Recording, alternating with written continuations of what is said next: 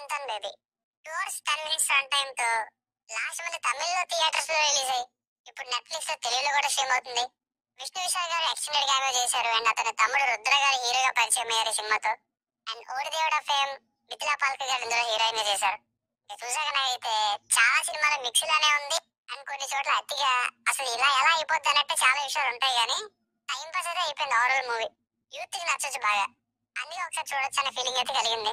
ఒక assistant director వెళ్ళి హీరోకి కథ చెప్పడం అండ్ మిగతా కథ తెలియని అంటే హీరో యొక్క లవ్ కంటిన్యూషన్ జరగాలనేలా ఉన్న కొత్త పాయింట్ అయితే నచ్చింది. కానీ లవ్ డెవలప్మెంట్ పోర్షన్స్ లోని ఫీల్ కంటే కంక్లూజన్ పోర్షన్ లోనే ఎమోషన్ ఎక్కువ ఉంది. అలాగే మూవీ స్ట్రక్చర్ కూడా బాగుంది, ఒక ఫ్లో లో వెళ్ళిపోయేటట్టు. సో అందుకే ఒకసారి చూడొచ్చు అని అయితే అనిపించింది. ఇక ఫ్యామిలీ చూడొచ్చు అంటే అస్సలు లేదు. Lip lakhs, double meaning dialogues, ఒక చోట అడల్ట్ కంటెంట్ వస్తే చూడడం, అందుకే యూత్ అని చెప్పా.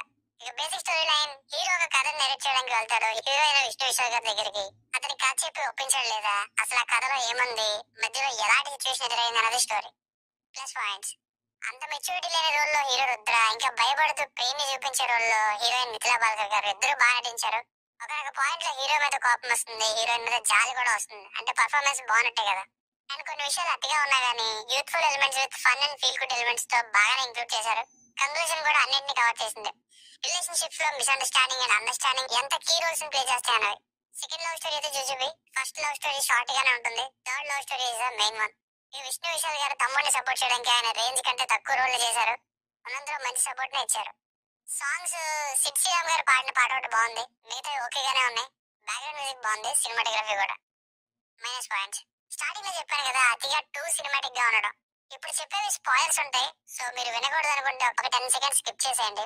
ఒక పెద్ద డైరెక్టర్ దగ్గర హీరో ఈజీగా పనిచేయడం, అదే ప్లేస్ కి వాళ్ళ ఫాదర్ లాస్ట్ లో రావడం, థర్డ్ లవ్ స్టోరీలో అమ్మాయి వెంటనే పడిపోవడం, కథ చెప్తామని వచ్చే అసిస్టెంట్ డైరెక్టర్ కి మరీ వినయంగా హీరో స్టోరీ వినడం, హీరోయిన్ ఈజీగా మళ్ళీ తన ఎక్స్ తో కలిసి ఉండడం, ఆమె హీరో మళ్ళీ కలిసి వేసడం, బయట పేపర్స్ వదిలేయడం, ఇవి ఫ్లో లో వెళ్తున్న సినిమాకి ఆర్టిఫిషియల్ టచ్ వస్తాయి. ఇలా చాలా విషయాలు పేపర్ మీద బాగుంటాయి కానీ ఎగ్జిక్యూషన్ వైజ్ అంత నమ్మశక్యంగా ఉండవు, అంటే ఐ మీన్ న్యాచురల్ గా ఉండవు. అలాగే చాలా ఆర్టిఫిషియల్ టచ్ ఉంటుంది. ఒకనొక సిచ్యువేషన్ వచ్చాక ఇంకా ఏం జరుగుతుందో సెకండ్ హాఫ్ లో ప్రిడిక్టబుల్ గా ఉంటుంది అండ్ సెకండ్ హాఫ్ కొంచెం స్లో అవుతుంది కూడా అండ్ రన్ టైం కూడా సెకండ్ హాఫ్ తక్కువ ఉంటుంది. సో ఫైనల్ మూవీకి వర్డిక్ట్ ఏంటంటే రొమాంటిక్ కామెడీ ఎంటర్టైనర్స్ టచ్ వాళ్ళు ఇందులో ఈ సినిమా టిక్లీ పట్టేసి పక్కన పెడితే ఒకసారి అయితే చూడొచ్చు. అతిగా ఉన్నా కానీ ఇంట్రెస్టింగ్ గానే ఉంది, కొంత ఫీల్ అండ్ ఫన్ అయితే ఉంది. ఫ్యామిలీ ఎమోషన్స్ ఉన్నా కానీ not for families, a watchable rom-com.